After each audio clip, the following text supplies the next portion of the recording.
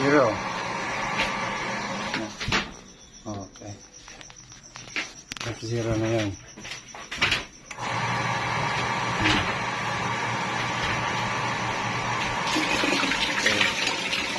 Water. I-off po yung source ng water. Wala ng water. Wala ng water. The pump still on. Kahit 2 minutes, 3 minutes, on pa rin yan siya, hindi mag-stop. So may possibility na mag-overheat yung pump. Iset ko siya to F1. F1. Stop yan siya. Okay, stop. Open ko yung source.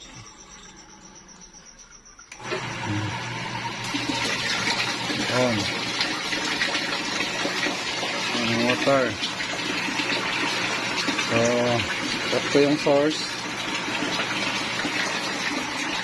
Off ang source. Yan. Kahit 5 minutes or 10 minutes, on pa rin yan siya palagi. F1. So, wala nang water. Umaandar pa rin siya. No? So, hindi pwede ang F1. Fast forward lang to kagabi. Tinesting ko talaga to. 10 minutes, more than 10 minutes every type of no? F1 or ito, F2. Shutdown yan siya. Okay, F2. Source on.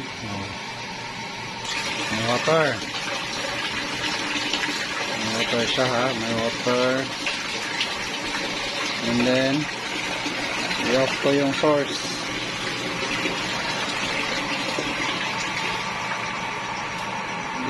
Hindi pa rin siya mamamatay. Wala. Dapat pag wala ang source, mag-off yung machine, yung pump, para hindi siya mag-overheat. Kasi kung palaging ganyan, mag-overheat din siya. So, dapat sa mga settings, pag may water, may flowing water, dapat mag-on siya. Pag walang flowing water, mag-off siya. Okay, so, unplug ko na ha.